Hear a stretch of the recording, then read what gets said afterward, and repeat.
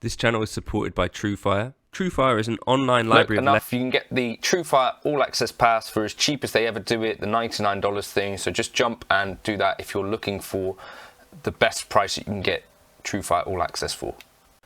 I was kind of looking at some stuff the other day and something came up. It was Chris Buck essentially talking about the baggage of playing a Strat and why he'd switched from the Strat to a Revstar, and I went and checked back on his initial video on this, which happens to feature his like vintage Strat, as well as a bunch of I think there's at least 2 other Highway 1 Strats that he used to tour, and I thought actually that's a really interesting topic. Obviously Chris Buck, amazing player that comes from, I think, that blues background where there is quite a strong association with the Strat in general. For me personally, I actually come from a background which is a bit more prog based, and so at the time when I was sort of like really getting into guitar in a big way, yes, it came from Gary Moore, who at the time I associated with a Les Paul, Thin Lizzy. It got through to like Satriani and Vi, and I went down the Gem rabbit hole and RG and all that sort of stuff. Then came out the other side with John Petrucci, which took me down the Music Man route, and then basically the Strat was my savior into like more musical playing, and so I kind of had the opposite experience in some ways of Chris Buck in this regard, so I thought it might be fun to talk about.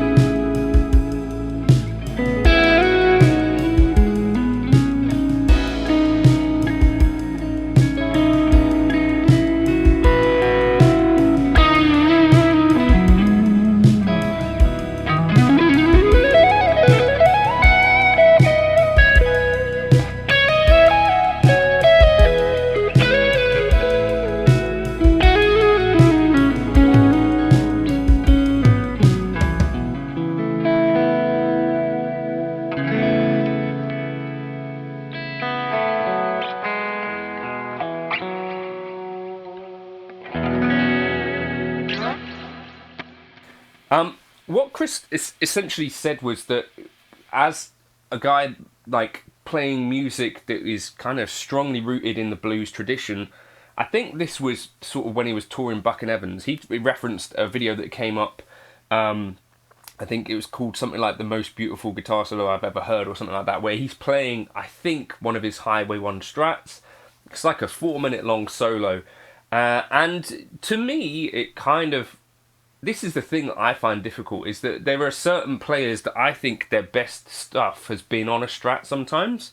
And that's not to say that Chris doesn't sound amazing on anything, or any guitar, essentially, because, you know, when I've seen him live at the Cavern, he was playing a Revstar, a Jazzmaster of some sort, and that ES335 type black guitar as well. So, like, it's more like it can sound like Chris Buck on anything, which is kind of a good thing, right?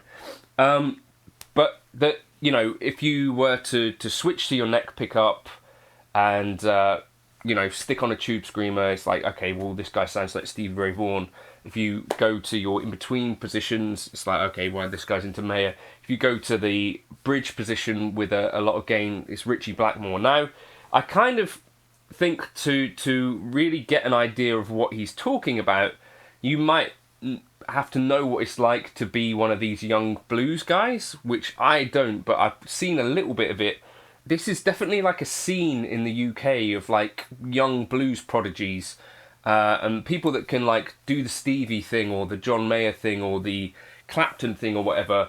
And I guess it must be quite common because you're going to have like audiences of blokes that are into like your David Gilmours, your Eric Claptons and stuff. I imagine Steve Ray Vaughan's that it's really hard to get away from being compared to any of those guys.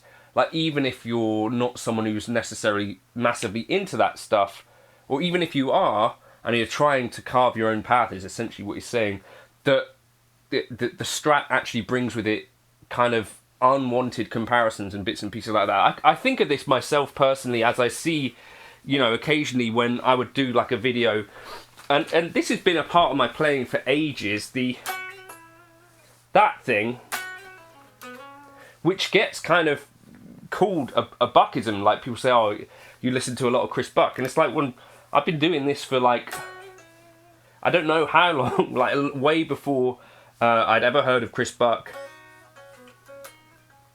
Like that simple little thing, like, it's been part of my playing for I presume decades, and so I know, like, it must be super hard because, yeah, it's like a bit of a space where it's competitive as well, and it's like, okay, well, if every other guitarist that I'm playing next to is also using a Strat into a Fender, how can I actually differentiate myself? And at that point as well, I think it then just makes sense, well, if I move to something like a Revstar, where really there's two guys I think of when a Yamaha Revstar is brought up, Matteo Mancuso and Chris Buck. Like, other than those two guys, I mean, is it Jeff from the Smashing Pumpkins? He might have left the Smashing Pumpkins, but there's like it's a new design in some ways, and it's also one of those things where it's like, well, it doesn't have decades of baggage. Now, the other thing that I would say though is that I think, for me, the reason that I kind of ran to a Strat is that I used to, as a teenager, kind of think that I want the guitar to be like a sort of a blank slate, I guess, in this kind of way, and I didn't want it to have tons of character. And the older I get, the more I think, like, I want almost like these stereotypes, where it's like, well, if I'm using a Strat, I want it to sound like a Strat, and this has been one of my kind of issues that I've had around some of the cheaper bits of gear, where it's like, does that really sound like a Strat? And those kind of questions in my mind, like around the Sire Larry Carltons and bits and pieces, where it's like, it's not quite Stratty enough. Do you know what I mean? So I think I've started to chase that, and I could also think of some of my favourite like moments of people's playing. Actually, I prefer the sound of a lot of people on a Strat. So I think of Andy Timmons. He sounds amazing when he plays his white Strat. My favourite John Petrucci solo or certainly one of them, he played on a Strat, the Lines in the Sand solo. That's, I think, known for being a Strat when he was recording that in the studio. What else is there? Marco Sfogli. Obviously, I know him as like a more of a Petrucci sort of inspired guy, and he had some of those Petrucci guitars back in the day, and then he had his own signatures. And then sometimes he now plays a Fender Custom Shop Strat, and it's like, wow, that's incredible.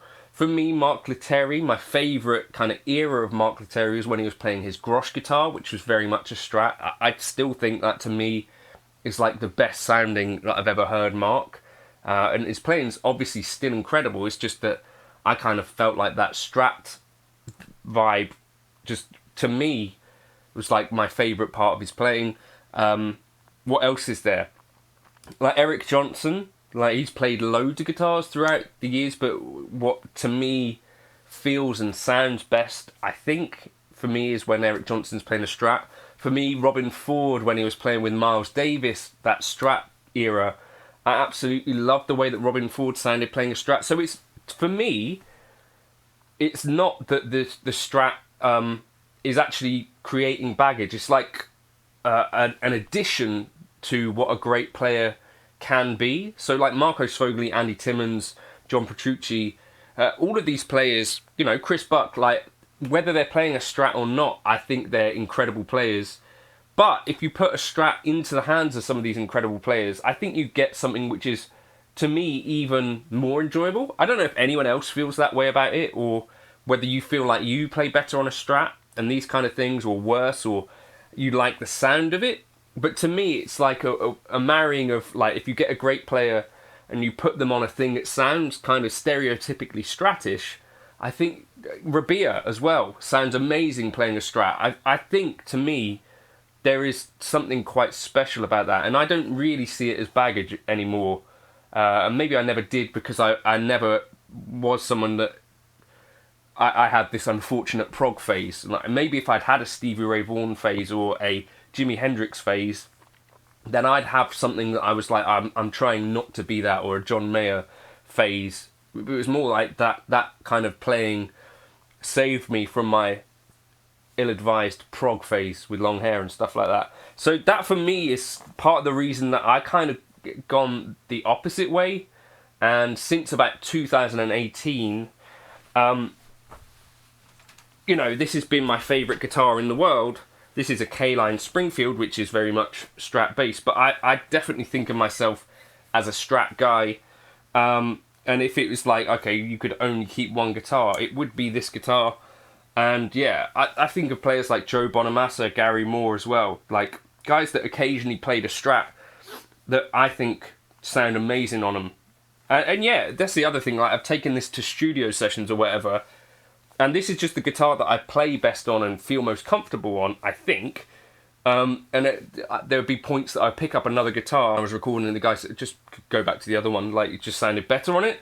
And so that, for me, yeah, and I don't know, for me also, in today's kind of age, like if you're going to hear guitar on a track, I think character is one of the things that people are looking for as well. And I just think sometimes a Strat can have a bit more character, like, because it sounds not better than anything else, but it sounds like quintessentially like, okay, well, this has got this kind of quackiness to it. It sounds maybe, you know, relative to something like a PRS, like a little bit lo-fi or a little bit spanky or a little bit shrill, but it sounds possibly a bit more real or something like that, is kind of how I think about it. So yeah, let me know your favourite Strat players in the comments. And I think I do really appreciate Chris Buck on a Strat. I think it's gorgeous to see him playing that red Strat when he's playing that.